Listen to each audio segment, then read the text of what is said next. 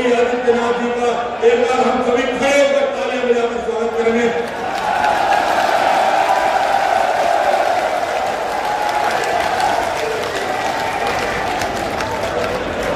मेरा मंचस्थ नेताओं से आग्रह,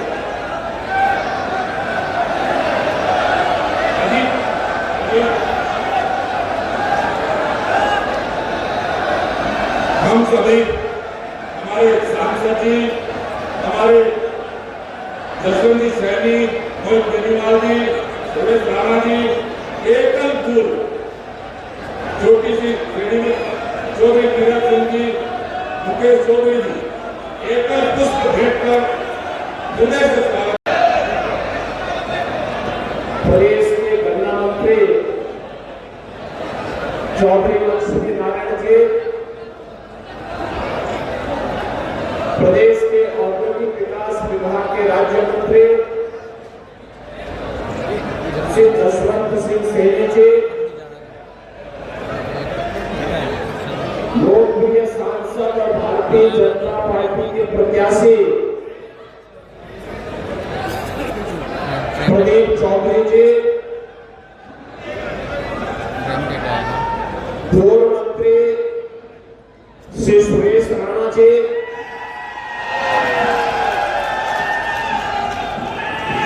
यहाँ के लोकप्रिय विधायक चौधरी केवल सिंह जी, विधायक नकुल श्री मुकेश चौधरी जी, भारतीय जनता पार्टी के प्रदेश के उपाध्यक्ष श्री मोहित बेनीवाल जी, जिलाध्यक्ष महेंद्र सैनी जी, जिलाध्यक्ष शामली श्री तजेंद्र निर्वाल जी,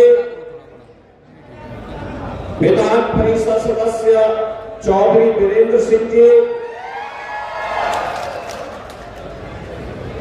लोकसभा संयोजक प्रमोद सैनी जी, जिला पंचायत अध्यक्ष सहारनपुर श्री मांगेराम चौधरी जी, पूर्व विधायक महिपाल सिंह राजरा जी, पूर्व मंत्री साहब सिंह सैनी जी,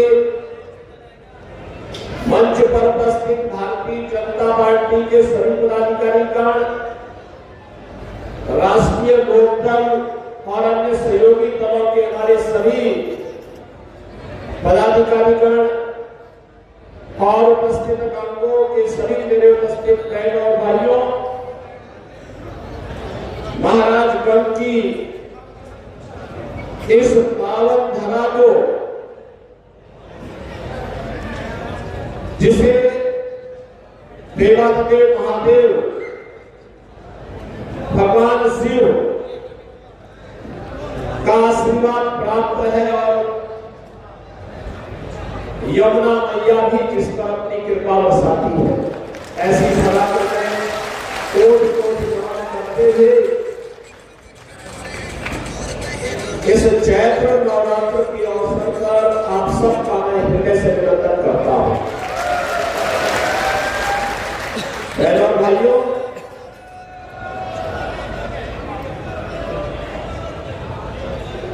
सभी देवी देवताओं का नवरात्रि के अवसर पर मां शाकंभरी और बाला त्रिपुर सुंदरी के इस धाम में आगमन होता है, यहाँ देवी के दर्शन करने के लिए।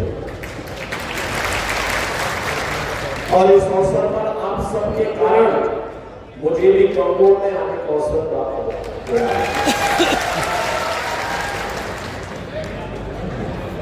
आज मुझे बहुत अच्छा लगता है जब मैं सहारनपुर आता हूं, तो सहारनपुर में अब विकास होगा। अब दंगा नहीं है, कर्फ्यू भी नहीं है, भय और असहद भी नहीं है, बल्कि सहारनपुर विकास की धारा के साथ जुड़ करके विकसित भारत की तर्ज पर विकसित उत्तर प्रदेश के सपने को साकार करने के लिए एक विकसित सहारनपुर बनाने के लिए कृत संकल्प दिखाई दे रहा है।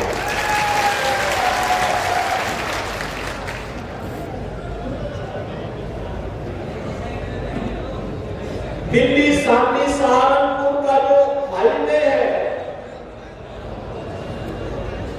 या दिल्ली से देहरादून के बीच ग्रीनफील्ड एक्सप्रेस हाईवे का जो निर्माण हो रहा है,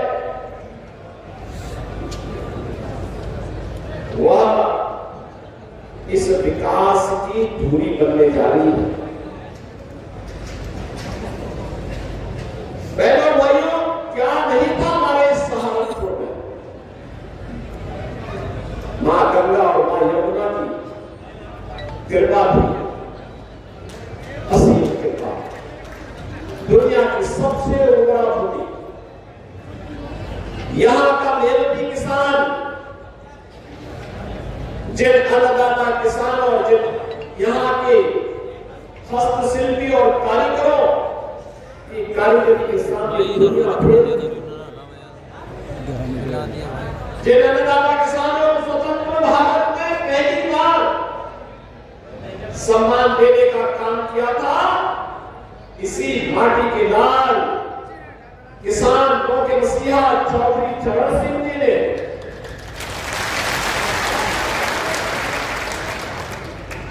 चौधरी चरण सिंह जी के द्वारा किसानों के हितों में किए गए कार्यों के प्रति कृतज्ञता ज्ञापित करने के लिए प्रधानमंत्री मोदी जी ने चौधरी साहब को भारत का सर्वोच्च नागरिक सम्मान भारत रत्न दिया। बहनों भाइयों, इन मेहनतकश किसानों, श्रमिकों, कारीगरों, हस्तशिल्पियों के सामने दुनिया भेद थी। उन लोगों को विकसित छोड़ दिया। सपा हो, बसपा हो, कांग्रेस हो, इन सरकारों की गंगा पॉलिसी के शिकार हो गए थे। यहां का विकास बाधित हो गया था। अन्नदाता किसान आत्महत्या करने के लिए मजबूर हो गया था।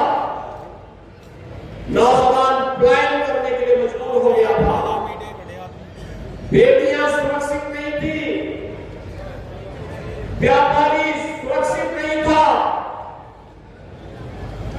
और जातीय खेलों में बांट करके लोगों ने सामाजिक ताने बाने को छिन्न भिन्न करने का काम किया था। और उस परिणाम क्या हुआ? कभी देश गुलाम हुआ, कभी हमारे ऐतिहासिक पृष्ठभूमि से जुड़े हुए आस्था के केंद्र तोड़े गए, कभी कांवड़ यात्रा में रोक लगाई गई, कभी सिख विरोधी दंगे होते हैं। कहीं पर किसी भी प्रकार की कोई व्यक्ति अपने आप को यानी सुरक्षित महसूस तो नहीं करता था। और जिस सहारनपुर में असीम संभावना की, प्रकृति और परमात्मा की सीम कृपा थी, वह शिक्षा के केंद्र के रूप में काशी की तर्ज पर विकसित हो, उसको मजहबी उन्माद और धर्मों का शहर बनाकर के रख दिया। ये है देश के खिलाफ साजिश करने वालों की करतूत। ये लोग किस प्रकार की करतूत करते थे? जिसमें संभावना थी अन्नदाता किसानों को के माध्यम से देश को दुनिया की एक ताकत बनाने की। जिन मोदी जी देश की आवश्यकता, मोदी जी ने देश को विकास का एक एजेंडा दिया है, सुरक्षा का माहौल दिया है, 140 करोड़ लोगों का सम्मान बढ़ाया है और भारत को दुनिया की तीसरी बड़ी अर्थव्यवस्था बनाने के लिए मोदी जी को तीसरा कार्यकाल आवश्यक है। और मोदी जी को तीसरे कार्यकाल के लिए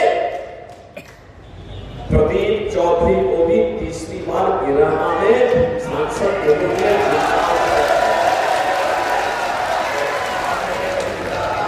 भाइयों, आपने प्रदीप चौधरी को 2017 में विधायक बनाया था। बाद में सांसद पद के उपचुनाव में वह चुनाव लड़े थे और चुनाव जीते। चुनाव जीतने के बाद फिर से आपने उनको सांसद के रूप में चुनाव ला करके भेजा। आज फिर से आपके बीच में अपनी सहजता, अपनी सरलता, अपनी उपलब्धता, एक संस्कृति क्षेत्र का भी बड़ा होता है, गांव गांव जाने का प्रयास होता है, लेकिन हमें देश के बारे में सोचना। हमने इसीलिए कीरत सिंह को और मुकेश चौधरी को विधानसभा क्षेत्रों में दायित्व दिया है कि विकास के लिए कार्य करें, जो भी विकास की आवश्यकता है उसके बारे में बताएं। ये दोनों लोग मेहनत करते हैं, कार्य करते हैं, प्राणपण से जुटते हैं और तब जाकर के विकास की योजनाएं आती है। बाढ़ संबंधी समस्या का समाधान करने में लोग सफल हो पाते हैं। पहला मैं आपसे ये कहने के लिए आया हूं कि यहाँ की समस्या का समाधान करना यह हमारा कार्य है, हम लोग इसको करेंगे। देश के हित में हमें बड़े फैसले लेने के लिए देश के अंदर एक ऐसी सरकार चाहिए जो 140 करोड़ लोगों के बारे में सोचे। और इसलिए कहा जा रहा है कि चुनाव इतनी फर्स्ट बनाम नेशन फर्स्ट का चुनाव है। कुछ लोगों के लिए अपना परिवार में हो जाता है, वैसे बात नहीं सोच सकते। हमारे लिए 140 करोड़ का भारत जी, मोदी जी के लिए अपना परिवार है, इसलिए 140 करोड़ लोगों के देश के बारे में। कुछ लोगों के लिए जाति के नाम पर लोग आएंगे, लेकिन जब जाति पे संकट आएगा सब गायब हो जाएंगे, तब इनको नहीं दिखाई देगा। ये दंगा पॉलिसी वाले लोग ही जातिवाद भड़का रहे हैं। ये दंगा कराने वाले और कर्फ्यू लगाने वाले लोग आज जातीयता का विस्मरण करने का प्रयास कर रहे हैं। याद रखना, मैंने पहले भी कहा, हमारी सरकार ने दंगा मुक्त वातावरण दिया है, कर्फ्यू मुक्त उत्तर प्रदेश दिया है और दंगा और कर्फ्यू लगाने वालों की गर्मी को शांत करके आपको एक शांत वातावरण और फिर से मानने का अवसर मत कीजिए। ये जातिवाद की राजनीति, ये जातिवाद की राजनीति भाइयों बहनों, दंगा और कर्फ्यू का आमंत्रण करने की शुरुआत है। बेटी और व्यापारी की सुरक्षा के लिए खतरे की घंटी है, विकास का बैरियर है। यहां के विकास को बाधित करने की साजिश का हिस्सा है। हम इससे ऊपर उठ करके कार्य करें। हमें सहारनपुर के अंदर, गंगोह के अंदर, रकुड़ के अंदर किसी भी प्रकार के दंगाइयों को, किसी भी प्रकार के भ्रष्टाचारियों को, किसी भी प्रकार के अराजक तत्वों को, जिनके कारण यहाँ की बेटी, यहाँ की माताएं, यहाँ की बहनें, यहाँ का व्यापारी, यहाँ का अन्नदाता किसान, यहाँ का नौजवान उसके जीवन के साथ खिलवाड़ होता हो, उसको हम यहाँ फिर से पनपने नहीं देंगे, चाहे वह कोई भी हो। हमारा एक मिशन है, जो मोदी जी का मिशन है वही हमारा मिशन है। जो मोदी जी का विजन है उसी राष्ट्रवाद के विजन के साथ, मिशन के साथ हम भी जुड़ करके नए भारत के निर्माण में हम भी कार्य करेंगे। और बहनों भाइयों, हमें इस बात को ध्यान में रखना होगा, महाराणा प्रताप ने यही कहा था, महाराणा प्रताप ने यही कहा था, उन्होंने कहा था मैं किसी भी धर्मी के सामने, किसी विदेशी आक्रांता के सामने मैं सिर नहीं झुका सकता। देश का स्वाभिमान होता है। महाराणा प्रताप ने अपनी लड़ाई देश के स्वाभिमान के लिए नहीं थी, राष्ट्रीय स्वाभिमान के लिए लड़ी थी। उन्होंने कहा था कि हम किसी भी विधर्मी के सामने सिर नहीं झुका सकते। वह लड़ाई सत्ता की नहीं थी, राष्ट्रीय सम्मान की थी, राष्ट्रीय स्वाभिमान की थी। और आज की लड़ाई की राष्ट्रीय सम्मान और राष्ट्रीय स्वाभिमान की लड़ाई है। और इसलिए भाइयों, एक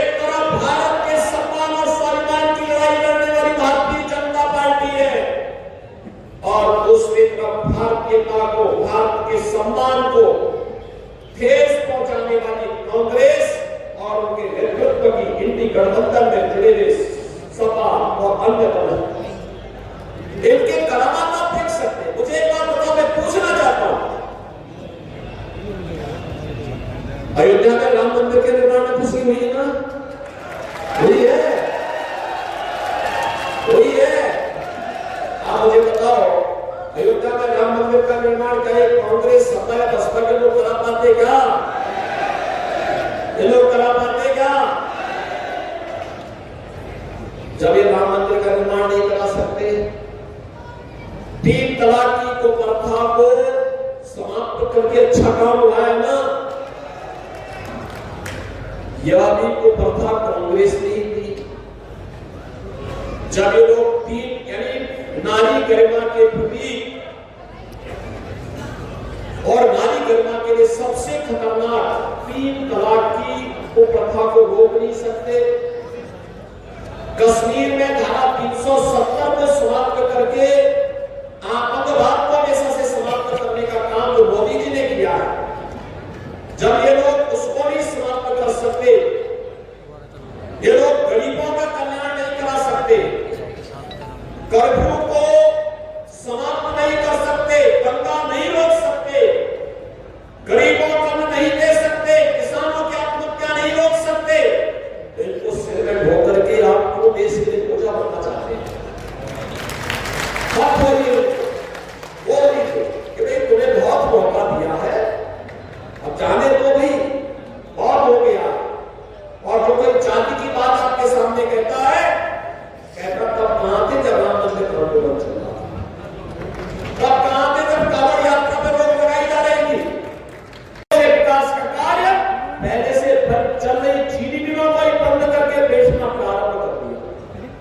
यही तो था सपा बसपा कांग्रेस के।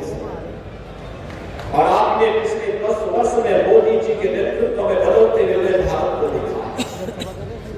ये नया भारत, दुनिया के अंदर भारत का सम्मान बढ़ा, सीमाएं सुरक्षित नहीं है, आतंकवाद नक्सलवाद समाप्त हुआ है, विकास के बड़े बड़े कार्य हो रहे हैं, highway, railway, metro, university, medical college, engineering संस्थान, ये सभी कार्य हो रहे हैं। और गरीब कल्याणकारी योजनाओं की तो कोई सानी ही नहीं।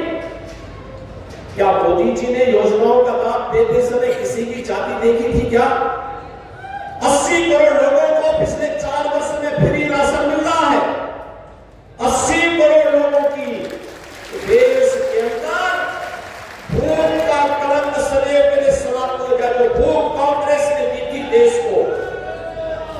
जिस देश के गरीबों को भूखों मरने के लिए कांग्रेस के नेतृत्व में छोड़ दिया था, कांग्रेस सपा बसपा ये सब एक ही थैले के चट्टे बट्टे हैं, कोई अलग नहीं है। ये वोटों के सौदागर हैं, चुनाव के समय दिखेंगे, बाकी संकट के समय सब गायब हो जाएंगे, गायब हो जाएंगे, किसी का तो पता नहीं होता है। और बहनों भाइयों, यही कहने के लिए आ रहे हैं हम लोग कि देश को भूखों मरने के लिए छोड़ दिया था कांग्रेस ने, सपा ने, बसपा ने। देश को 80 करोड़ लोगों को फ्री में राशन मोदी जी के नेतृत्व में मिल रहा है। 5 वर्ष तक निरंतर मिलेगा। कोरोना में दुनिया उभर नहीं पाई अभी तक, लेकिन भारत में कोई संकट कोरोना का नहीं। 60 करोड़ गरीबों को देश के अंदर 5 लाख रुपए की स्वास्थ्य बीमा का कवर। कोई गरीब इससे पहले बीमार होता था, लगता था परिवार अब तबाह हो जाएगा, लेकिन बहनों भाइयों, आज आपके पास एक गारंटी है। अगर कोई दुर्भाग्य से बीमार हुआ तो कह सकता 5 लाख रुपए की स्वास्थ्य बीमा का कवर मेरे पास है, मैं उपचार कराऊंगा। और अगर उसके पास बहुत ही नहीं कर पाया है तो मेरे पास तो कोई भी विधायक, ये कीरत सिंह हो या मुकेश चौधरी हो या स्वयं प्रदीप चौधरी हो, ये कोई भी अगर मुझे पत्र लिख देता है या कोई पीड़ित भी पत्र लिख देता है कि मैं बीमार हूं, मेरा आयुष्मान कार्ड प्रमाण नहीं बनता है, मुझे पैसे की आवश्यकता है, मैं लखनऊ से तुरंत पैसा भेजता हूं। क्योंकि ये जाति के नाम पर देखने वालों के लिए, वोट बैंक के सौदागरों के लिए वो उसकी जाति हो सकती होगी, लेकिन बहनों और भाइयों, मेरे लिए वो प्रदेश का मतदाता है, प्रदेश का नागरिक है, उसके हितों का संरक्षण करना मेरा दायित्व है और उसको हर प्रकार की सुरक्षा देना, उसकी समृद्धि के लिए कार्य करना मेरा दायित्व है। और हम बिना किसी संकोच के उसको पैसा पहुंचाते हैं। हमने कभी प्रोपेगेंडा नहीं किया, कभी नहीं किया। ये जितने हमारे जनप्रतिनिधि हैं, जो भी मुझे दिखता है, हम उसको तत्काल पैसा भेजते हैं, क्योंकि हमारा नागरिक है, उसका अधिकार है, स्वस्थ जीवन जीने का उसका अधिकार है। और मोदी जी ने आयुष्मान भारत के अंदर देश के 60 करोड़ लोगों को अधिकार दिया। बहनों और भाइयों, भ्रष्टाचार कांग्रेस, सपा, बसपा के रग रग में भरा पड़ा है और मोदी जी ने भ्रष्टाचार मुक्त व्यवस्था देने के लिए जनधन अकाउंट की हर गरीब का खाता खोल दिया। यही परेशानी है इन लोगों को कि मोदी जी ने क्यों खोल दिया, क्योंकि अब तो गरीब का पैसा सीधे उसके अकाउंट में जाता है। इनको परेशानी है। 12 करोड़ अन्नदाता किसान को प्रधानमंत्री किसान सम्मान निधि का लाभ मिल गया। अनुमान करिए 12 करोड़ किसान 6,000 रुपए सालाना प्राप्त कर रहा है। बहनों और भाइयों, 12 करोड़ गरीबों के घर में शौचालय बन गए। 10 करोड़ गरीबों को उज्ज्वला योजना का फ्री में सिलेंडर मिल गया। और हमने कहा मोदी जी फ्री में कनेक्शन दे रहे हैं तो कार बिना तड़के का ठीक नहीं, उसको हमने कहा कि दीपावली और होली में फ्री में सिलेंडर भी दे दिया। हम दे रहे हैं। और मोदी जी ने प्रधानमंत्री कृषि सिंचाई योजना बनाई। हमने कहा निजी नलकूप धारक किसानों को फ्री में हम बिजली उपलब्ध करवाएंगे। 1500 करोड़ रुपए पिछले वर्ष मैंने दिया था और 2700 करोड़ इस बार के बजट में भी हमने दिया। पीएम विश्वकर्मा योजना हो या वन डिस्ट्रिक्ट वन प्रोडक्ट की योजना, हर एक ने व्यवस्था दी। बेटी के जन्म लेने से लेकर के बेटी के शादी ब्याह तक की योजना हमने दी। बेटी जन्म लेगी, मुख्यमंत्री कन्या सुमंगला योजना, स्नातक तक की पढ़ाई की सुविधा दे रही है। और बेटी शादी ब्याह के योग्य होगी, 51,000 रुपए की राशि उस बेटी की शादी के लिए मुख्यमंत्री शादी विवाह योजना के अंतर्गत उस बेटी के लिए यह भी हम लोग उपलब्ध करवा रहे हैं। नौजवान के लिए पीएम स्टैंड अप की योजना है, स्टार्टअप की योजना है, पीएम मुद्रा की योजना है। सरकारी नौकरियों में कोई भेदभाव नहीं, अब सरकारी नौकरियां निकलती हैं। हमारे सहारनपुर के नौजवान भी भारी संख्या में उसमें भर्ती होते हैं। पुलिस की भर्ती हो या शिक्षकों की भर्ती हो या कोई भी सरकारी भर्ती हो। नहीं तो पहले 2-3 जिलों के लोग ही भर दिए जाते थे, बाकी लोगों को फेंका जाता।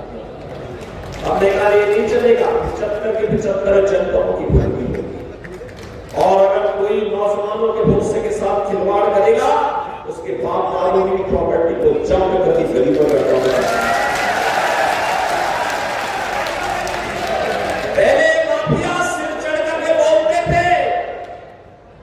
कैसे माफिया सिर चढ़ करके बोलते थे? छोटी छोटी बात को लेकर दंगा होता। आज देख रहे हो कि दंगा करने वाले भूल ही गए, दंगा नहीं करने देता। उल्टा दंगा दिया जाता है। दंगा करते हैं तो तुरंत पकड़ करके उल्टा लटका कर नीचे मिर्च का छोटा लगाते हैं। और अगर किसी दोस्त व्यापारी और बेटी के साथ व्यवहार करता है, और बहनों भाइयों,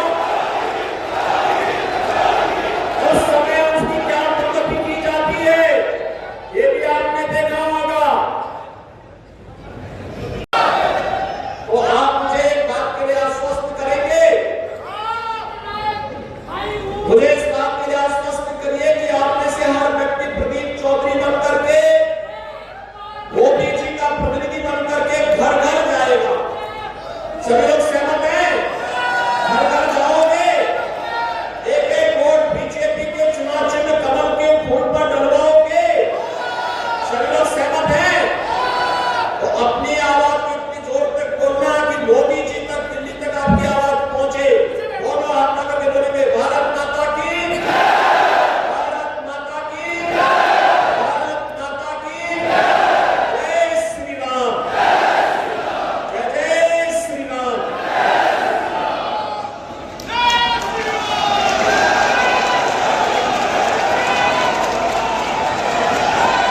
बहुत बहुत सभी का धन्यवाद। आप सब छोटे से निमंत्रण पर यहाँ आए, बाकी योगी को सुना, आप सबका बहुत बहुत आभार। आप सभी से निवेदन, सभी सुरक्षित शांति के साथ अपने अपने गंतव्य की ओर